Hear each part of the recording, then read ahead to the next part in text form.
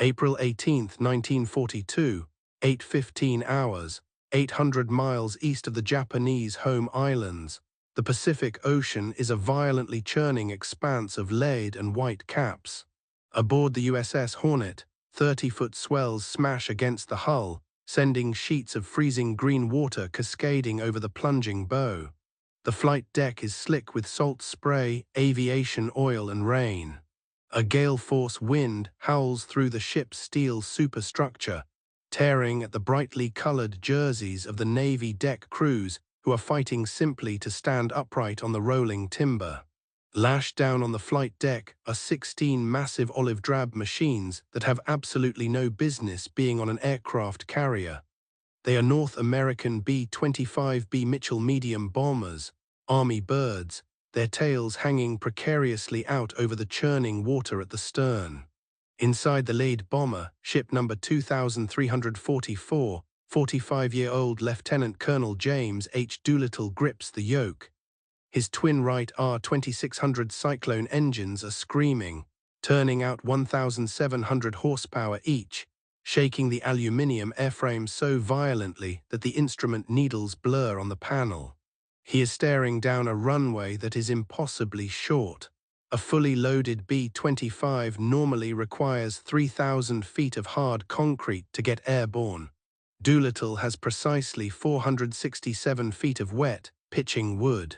Beside him, his co-pilot, Lieutenant Richard Cole, monitors the engine temperatures, eyes darting between the trembling gauges and the terrifyingly brief stretch of deck ahead. Outside, the launch officer, a yellow-clad Navy lieutenant, leans into the gale fighting to keep his footing. He is watching the bow of the Hornet. The carrier is pitching wildly in the heavy seas. Timing is everything. If Doolittle releases his brakes as the bow plunges downward, the heavy bomber will plow directly into the Pacific. The bow reaches the bottom of its trough and begins its agonizingly slow heave upward. The launch officer raises his blackboard, wind headings scrawled in chalk, and then drops his arm violently. Doolittle releases the brakes and shoves the throttles to the firewall. The Mitchell lunges forward, tires fighting for grip on the wet deck. The deafening roar of the cyclones drowns out the wind and the crashing waves. 100 feet, 200 feet. The edge of the deck rushes toward the cockpit glass. The bomber is heavy, lethargic, loaded with 4 500-pound bombs and extra fuel bladders shoehorned into every available compartment. At the very edge of the flight deck, just as the Hornet's bow reaches the crest of its upward pitch, Doolittle pulls back hard on the yoke. The bomber leaves the deck. For a heart-stopping second, it sinks toward the gray swells, disappearing from the sight of the nervous deck crews. Then the immense lift of the 40-knot headwinds catches the wings. The engines claw at the sky. The B-25 climbs, banking gently to the right, leveling out just above the white caps. Doolittle is airborne. Behind him, 15 more crews sit in their idling aircraft, waiting their turn to fly into the impossible. To understand how 16 Army bombers found themselves balancing on the deck of a Navy ship in the middle of a Pacific typhoon, the calendar must roll back 4 months. December 21, 1941, the White House. Only 14 days have passed since the Japanese surprise attack on Pearl Harbor crippled the Pacific Fleet. The news arriving in Washington is universally grim. Wake Island is falling. Guam is lost. The Philippines are under massive assault. American and British forces are retreating across the entire Pacific theater in disarray. President Franklin Delano Roosevelt, sitting behind his desk in the Oval Office, addresses his military chiefs. The American public is panicked, terrified of West Coast invasions, reeling from the sudden, catastrophic destruction of their perceived security. Roosevelt issues a direct, unyielding command to the men in the room. Japan itself must be bombed as soon as possible. The Japanese High Command must be forced to realize that their island fortress is not immune to the war they started, but the geography of the Pacific dictates a brutal reality. The United States has no bases close enough to launch heavy four-engine bombers like the B-17 against Tokyo. The Navy's aircraft carriers have planes, but their fighters and dive bombers severely lack the range. To launch a conventional strike, an American carrier would have to sail within 300 miles of the Japanese coast, right into the teeth of land-based enemy air cover, a suicide mission for the Navy's most precious remaining assets. The problem seems entirely unsolvable, until January 10, 1942, Captain Francis S. Lowe, a submariner attached to the staff of Admiral Ernest J. King, is sent to inspect the naval base at Norfolk, Virginia. While walking the grounds, Lowe stops to watch a twin-engine Army bomber making simulated bombing passes over the outline of an aircraft carrier painted on a concrete runway. He watches the shadow of the wide wingspan pass over the painted deck edge. A desperate thought enters the submariner's mind. What if an Army medium bomber could take off from an actual carrier? It would never be able to land back on the ship. The deck is too short, the plane too heavy, the landing gear not designed for the violence of an arrested recovery. But if it could just take off, it would have the range to hit Tokyo and keep flying westward to friendly territory in China. Lowe pitches the idea to Captain Donald Duncan, King's air operations officer. Duncan doesn't immediately dismiss it. He locks himself in a room for 5 days, running the aeronautical math, studying wing loadings, fuel consumption rates, and deck lengths. When he emerges, he has a terrifying answer. It is theoretically possible. It will require stripping a bomber down to its bare metal, installing custom fuel tanks, training pilots to fly on the absolute ragged edge of a stall, and finding a commander daring enough to lead it. They need a man who understands both extreme engineering and extreme danger. That man already wears an Army Air Forces uniform. He is 45 years old, slightly balding, and stands barely 5'6". But Lieutenant Colonel James Harold Doolittle is a titan of American aviation. General Henry Hap Arnold, Chief of the Army Air Forces, does not hesitate to tap him for the job. Doolittle is not merely a former racing pilot famous for terrifying high-speed stunts. He holds a doctorate in aeronautical engineering from the Massachusetts Institute of Technology. He was the first man to fly completely blind using only instruments. When Doolittle looks at a B-25 Mitchell, he does not just see an airplane. He sees a mathematical equation of thrust, weight, drag, and lift. When briefed on the Phantom mission in Washington, Doolittle immediately begins attacking the math. To launch from a point safely out of range of Japanese patrol aircraft, bomb Japan, and make it to friendly airfields in unoccupied China, the B-25s will need a range of at least 2,400 miles. A standard B-25B has a maximum range of about 1,300 miles. They need to nearly double the fuel capacity, while simultaneously stripping enough weight to allow the heavy bombers to claw their way off a wildly pitching 500-foot flight deck. To fly these flying powder kegs, Doolittle needs men. In February 1942, the call goes out to the 17th Bombardment Group, based at Pendleton Field in Oregon. They are the most experienced medium bomber crews in the Army. The briefing is intentionally, maddeningly vague. Doolittle is looking for volunteers for a mission that is extremely hazardous, highly secret, and requires an exceptionally high level of skill. The target is unstated. The odds of survival are unknown. Despite the utter lack of detail, the response is overwhelming. Entire squadrons step forward. From this pool, 24 crews are selected and ordered to pack their bags for Eglin Field, nestled in the humid, swampy pine forests of the Florida Panhandle. March arrives at Eglin Field, bringing stifling humidity and a frenzy of mechanical butchery. Under heavy guard, ground crews begin tearing the beautiful new bombers apart. Stripping weight becomes a fanatical religion. The heavy, hydraulically operated Bendix lower gun turret, which is prone to jamming anyway, is completely ripped out. The heavy liaison radio sets, useless because the strike force will maintain strict radio silence, are removed. Even the Norden bombsight, the highly classified, incredibly precise mechanical computer that the Army guards with its life, is pulled from the nose. It is heavy, and Doolittle realizes it will be practically useless at the low, wave-skimming altitudes they plan to fly. In its place, Captain Charles Ross Greening machines a crude, 20-cent aluminium aiming sight out of scrap metal that the crews affectionately dubbed the Mark Twain. With the weight gone, the fuel goes in. The empty lower turret cavity is plugged with a 50-gallon steel tank. A 225-gallon tank is shoved into the bomb bay, resting directly above the 4 500-pound bombs. A 160-gallon collapsible rubber bladder is crammed into the narrow crawlway above the bomb bay. The crews will be practically sitting on a massive, highly volatile pool of 100-octane aviation gas. But stripped and fueled, the planes still have to get off the ground. Army pilots are trained to take off smoothly, utilizing thousands of feet of concrete to build airspeed safely. Enter Navy Lieutenant Henry Hank Miller.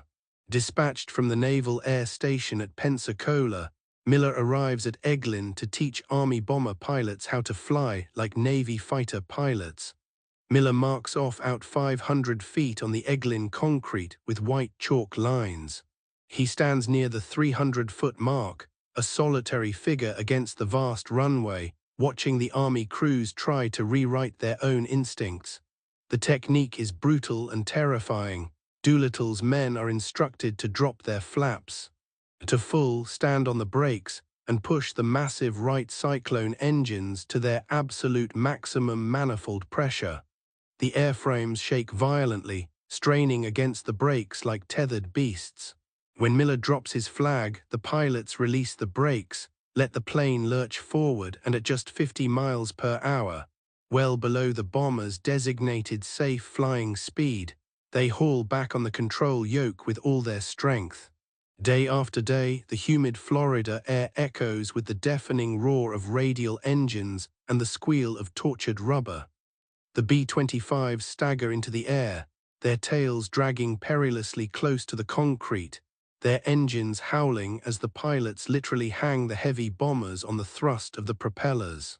It feels wrong. It violates every rule of aerodynamics the Army taught them, but it works. As the departure date looms, one final vulnerability remains. To save weight, the tail guns have been removed, leaving the bombers completely defenseless from the rear against the deadly, agile Japanese A-6M0 fighters they are certain to encounter. The mechanics find a decidedly low-tech solution. They purchase wooden broomsticks from a local hardware store, paint them matte black, and mount them in the tail cones. From a distance, they look exactly like twin 50-caliber machine guns. By late March, the training is complete. The crews have mastered the agonizingly short takeoffs. The planes are modified. Doolittle selects the best 16 crews from the 24.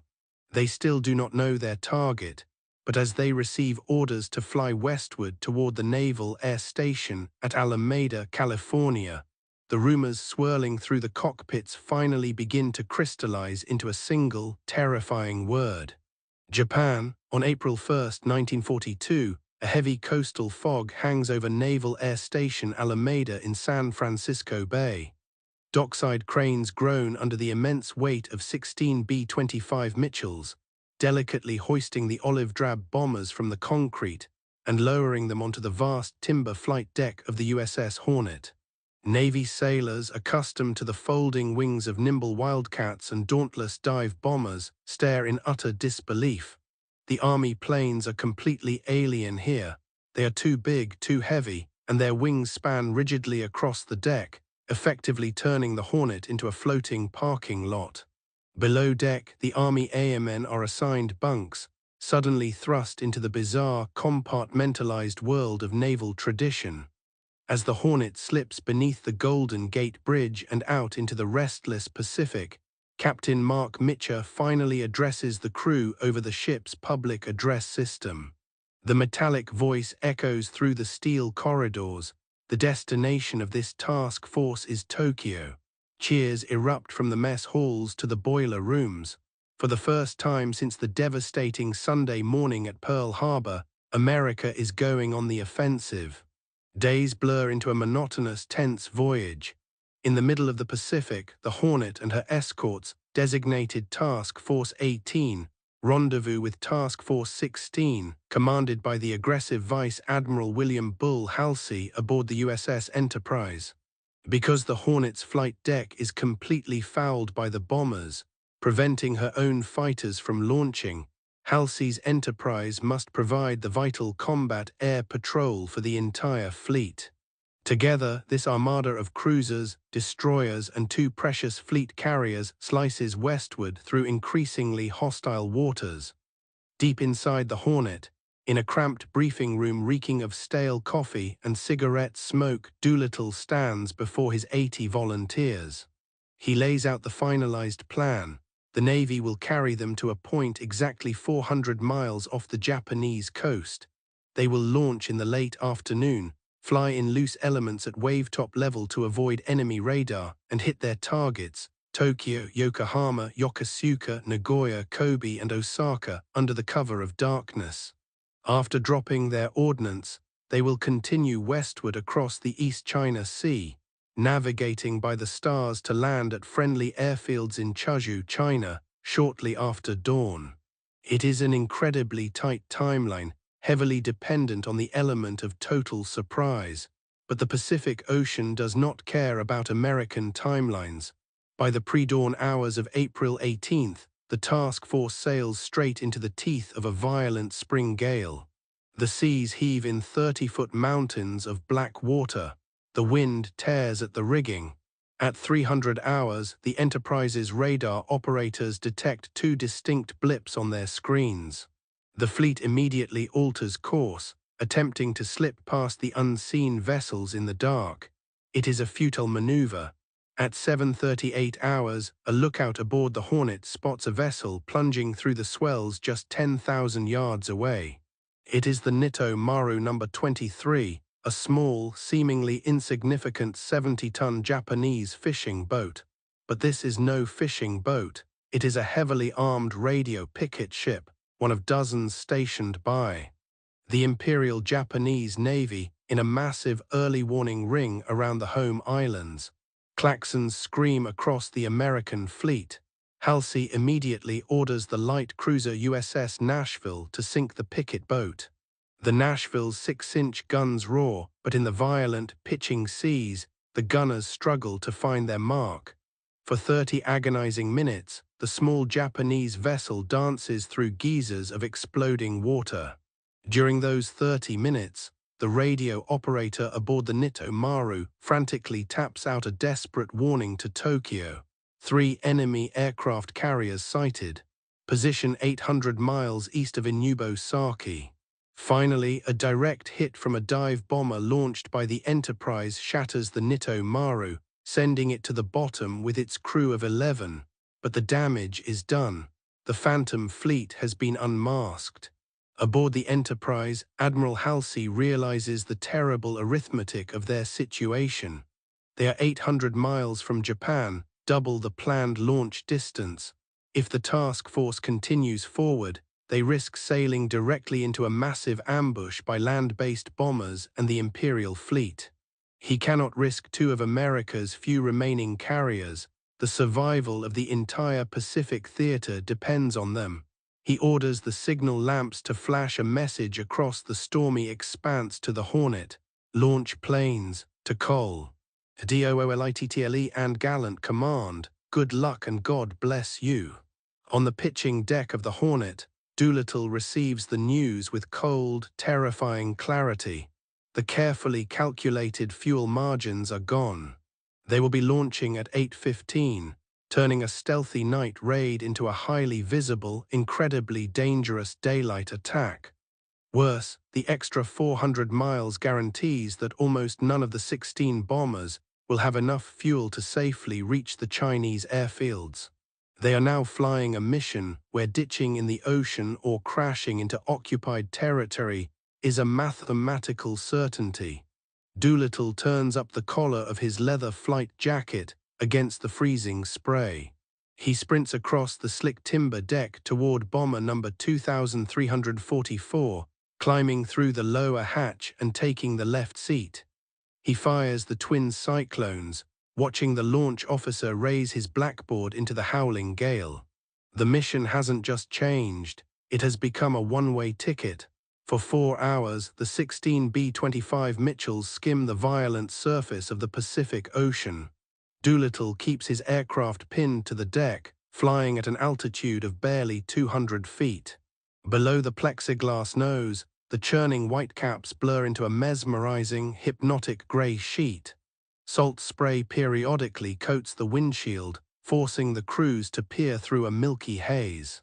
Inside the aluminium fuselages, the deafening, rhythmic drone of the Wright R-2600 Cyclones makes conversation impossible.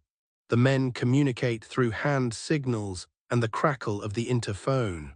Navigating over the open ocean without radio aids or landmarks requires terrifying precision. In the cramped compartment behind Doolittle, First Lieutenant Henry A.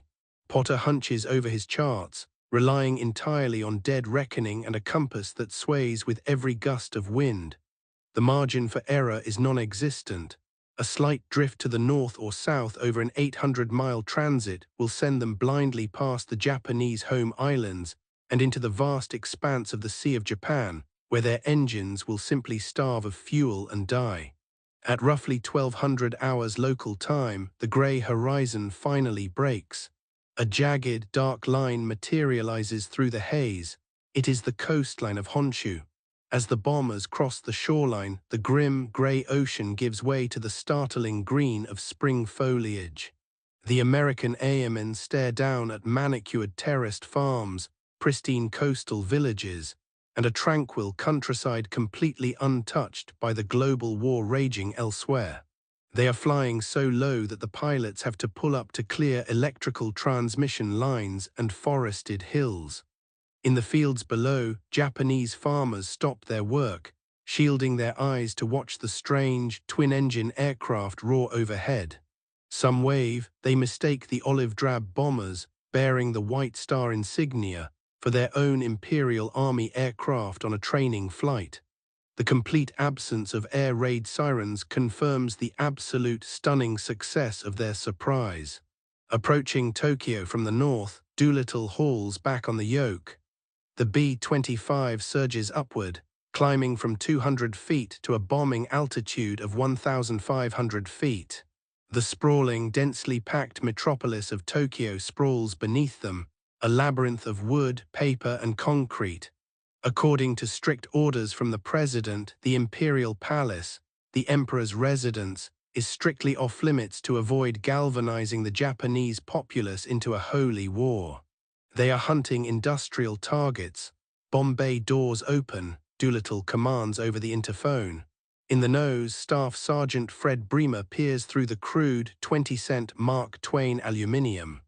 Bomb sight, he lines up the crosshairs on a sprawling industrial complex, a factory churning out munitions for the Imperial Army.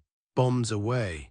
The red indicator lights blink in succession on the instrument panel. The aircraft physically leaps upward as a ton of ordnance falls away. 3 500-pound demolition bombs and 1 cluster of incendiaries plummet toward the earth.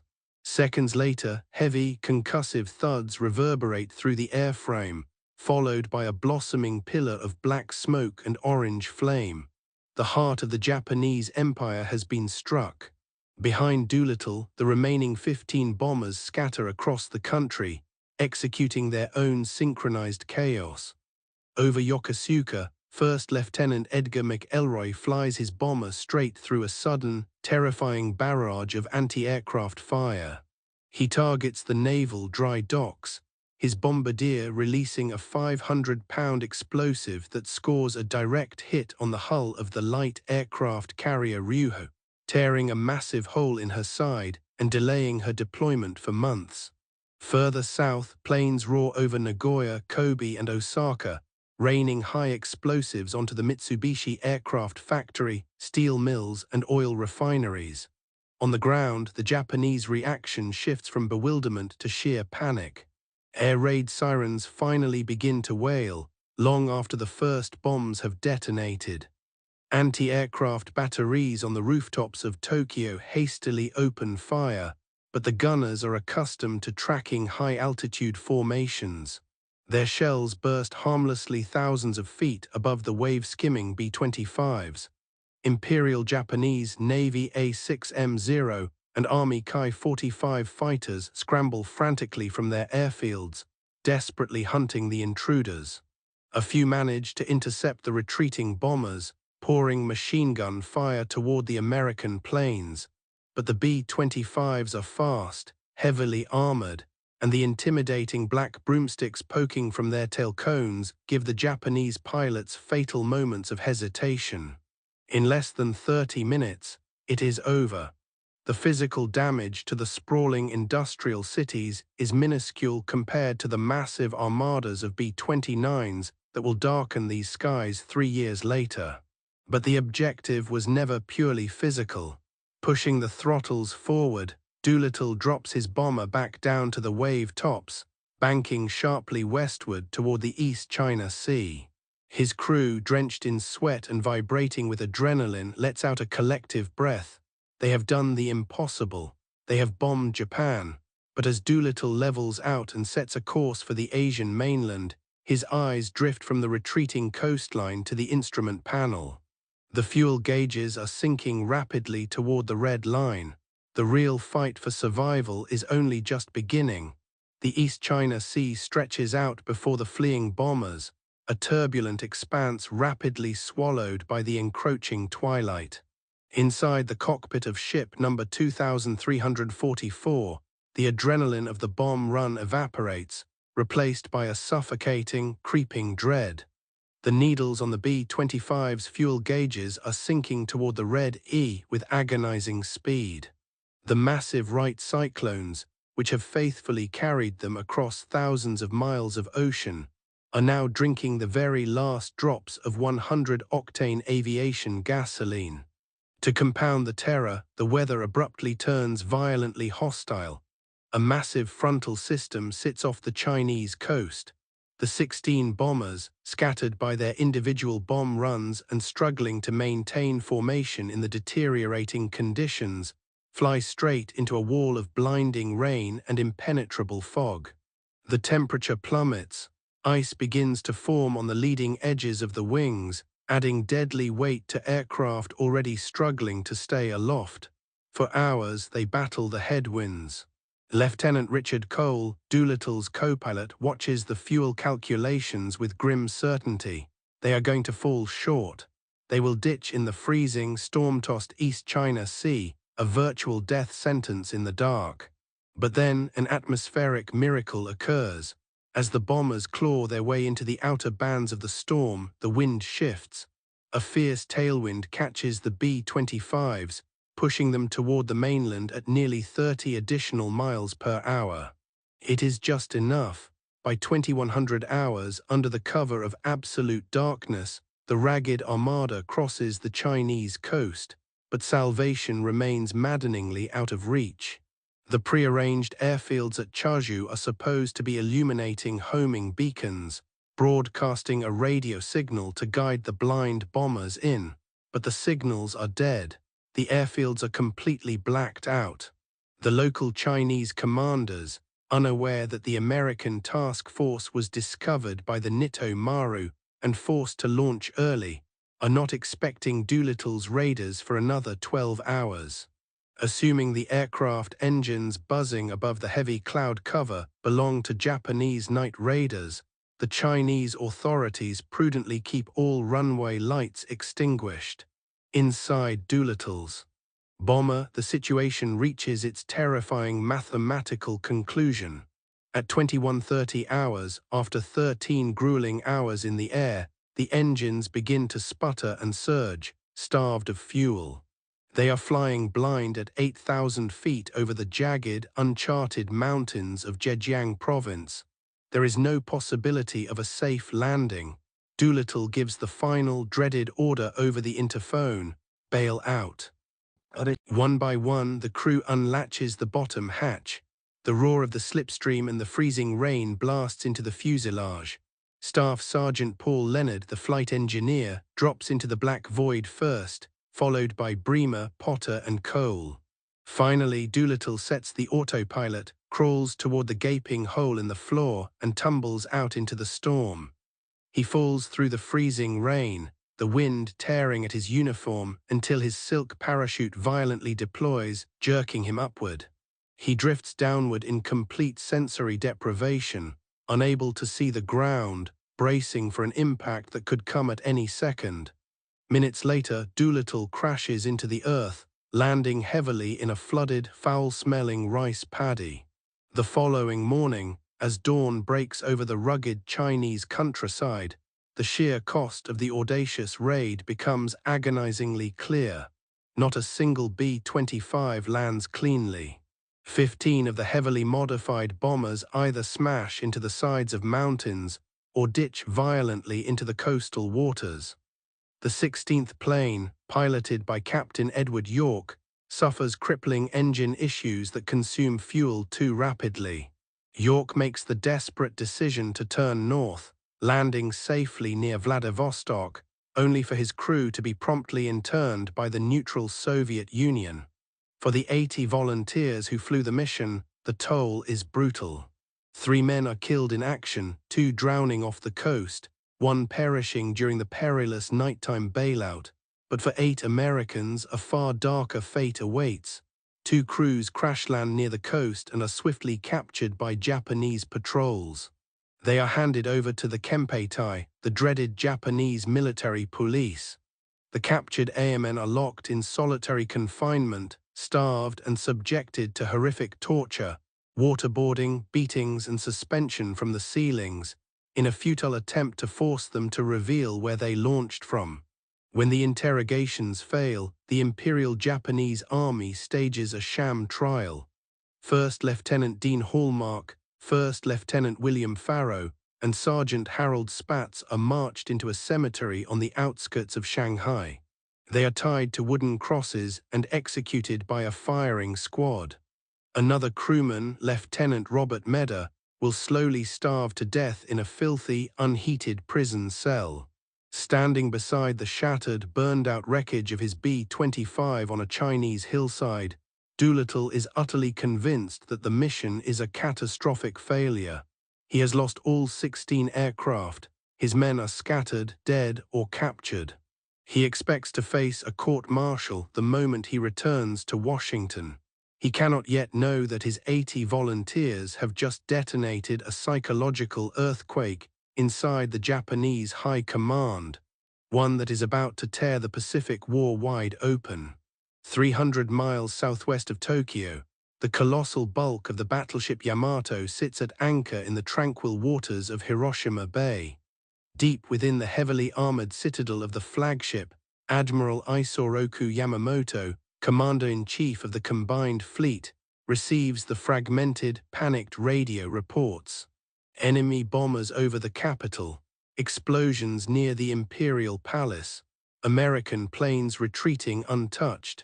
For the Prussian-trained Japanese admiral, a man who understands the brutal mathematics of naval warfare better than anyone in the empire, the news is not just a tactical setback. It is a profound, soul-crushing humiliation. The core tenet of the Imperial Japanese military is the absolute protection of the emperor. Yamamoto had promised the High Command that the Pacific Fleet would form an impenetrable steel wall around the home islands. Now, just 4 months into the war, 16 American bombers have effortlessly pierced that wall. Eyewitnesses aboard the Yamato report that the admiral is physically stricken by the news, retreating to his quarters in deep shame. The physical damage to the factories is irrelevant. The psychological sanctuary of the Japanese Empire has been shattered. To understand the sheer magnitude of the shockwave that rips through the Japanese High Command that afternoon, the timeline must jump forward 3 years, to the charred, smoldering ruins of Tokyo in the autumn of 1945. Following the Japanese surrender, American intelligence officers of the United States Strategic Bombing Survey set up interrogation rooms amidst the rubble. Their mission is to piece together the true history of the war from the surviving architects of the Japanese war machine. In these austere, smoke-filled rooms, separated from the headlines and wartime propaganda of 1942, the scholarly record emerges. American interrogators sit across from Captain Kamito Kurashima, Yamamoto's eccentric and brilliant senior operations officer. Kurashima, a man known to lock himself in a darkened, incense-filled cabin for days to draft battle plans, lays out the stunning truth of April 18th. Before Doolittle's bombers appeared over Tokyo, the Japanese military was paralyzed by a bitter internal feud. The Imperial Army wanted to consolidate their massive new conquests in Southeast Asia and focus on China. The Naval General Staff wanted to push south to cut off Australia, or perhaps sail west into the Indian Ocean. Yamamoto, however, had been obsessively pushing a radical plan, an all-out assault on the tiny Central Pacific atoll of Midway. Yamamoto knew the American aircraft carriers were the only remaining threat to Japan, and he believed attacking Midway would force Admiral Halsey and the U.S. fleet into a decisive, annihilating battle. But the Naval General Staff had flatly rejected Yamamoto's Midway plan. It was too risky, they argued. The supply lines were too long. The American carriers were a nuisance, not an immediate threat. Then, Captain Kurashima tells his American interrogators in 1945, the Doolittle Raid occurred. The testimony of Mitsuo Fuchida, the legendary aviator who led the Pearl Harbor attack, echoes Kurashima's assessment. Fuchida confirms to the USSBS officers that Doolittle's bombs completely vaporized all opposition to Yamamoto's strategy overnight. The Army and the Naval General Staff were terrified. If American carriers could launch twin-engine bombers that could reach Tokyo, the homeland was in perpetual, mortal danger. The defensive perimeter had to be expanded immediately at any cost. Within hours of the B-25s vanishing over the East China Sea, the internal bickering inside the Imperial High Command ceases completely. Yamamoto's Midway operation, previously discarded as a reckless gamble, is frantically stamped with supreme priority. The entire war plan of the largest naval empire on Earth is violently rewritten in a single afternoon. Orders fly from the Yamato's radio room to naval bases across the Pacific. The fleet is to be recalled, resupplied, and readied for a massive, decisive thrust into the Central Pacific. By forcing the Japanese to act out of panic and humiliation rather than cold strategic calculation, 16 obsolete American bombers and 80 exhausted airmen have successfully baited a trap. Yamamoto is about to hurl the magnificent, undefeated combined fleet, including the 4 heavy aircraft carriers that devastated Pearl Harbor, straight toward a tiny speck of coral called Midway. And he is going to do it on an accelerated, rushed timetable, driven by the absolute necessity of ensuring that American bombers never darken the skies of Tokyo again. Exactly 7 weeks later, June 4, 1942, 10:22 a.m., 15,000 feet above the Central Pacific, Lieutenant Commander Richard Best pushes the nose of his SBD Dauntless dive bomber over, plunging into a near-vertical 70-degree dive. The wind shrieks through the perforated dive flaps, a terrifying mechanical howl that drowns out the roar of the Wright Cyclone engine. Below him, twisting violently in the brilliant azure water, is the Imperial Japanese aircraft carrier Akagi, Admiral Yamamoto's prized flagship of the carrier strike force. Her immense wooden flight deck is packed tightly with Mitsubishi Zero fighters and Nakajima torpedo bombers, all fully fueled, heavily armed, and frantically preparing to launch. The trap has snapped shut. Driven by the burning humiliation of the Doolittle Raid, Yamamoto had rushed the Midway operation, stretching his logistical lines to the breaking point and fatally compromising Japanese operational security. American codebreakers at Station Hypo in Hawaii, reading the frantic Japanese naval traffic, deduced the target and the timetable. Admiral Chester Nimitz secretly positioned his own carriers, including the USS Hornet, the very ship that launched Doolittle, just over the horizon, waiting to ambush the ambusher. At 10:26 a.m., Best releases a 1,000-pound armor-piercing bomb. It smashes through the Akagi's flight deck and detonates deep within the upper hangar, instantly igniting the fueled aircraft and stacks of ordnance. In the span of just 5 miraculous, chaotic minutes, American dive bombers inflict fatal, shattering blows to the Akagi, the Kaga, and the Soryu. Later that afternoon, the Hurryu will suffer the same fiery fate. In a single day, the Imperial Japanese Navy loses 4 irreplaceable fleet carriers, hundreds of veteran aviators, and the offensive initiative in the Pacific forever. The impenetrable steel wall has not just been pierced, it has been completely demolished. But the catastrophic consequences of April 18th do not only fall upon the Japanese fleet. A far darker, far more brutal price is exacted thousands of miles to the west on the Asian mainland. In mid-May 1942, the Imperial Japanese Army unleashes the Zhejiang-Jiangxi campaign.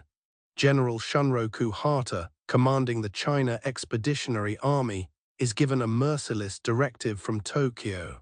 Locate and utterly destroy the airfields that Doolittle's raiders had intended to use, and exterminate any Chinese civilian who aided the downed American airmen. A force of over 100,000 Japanese combat troops sweeps through the coastal provinces like a plague of locusts. The campaign is practically medieval in its savagery.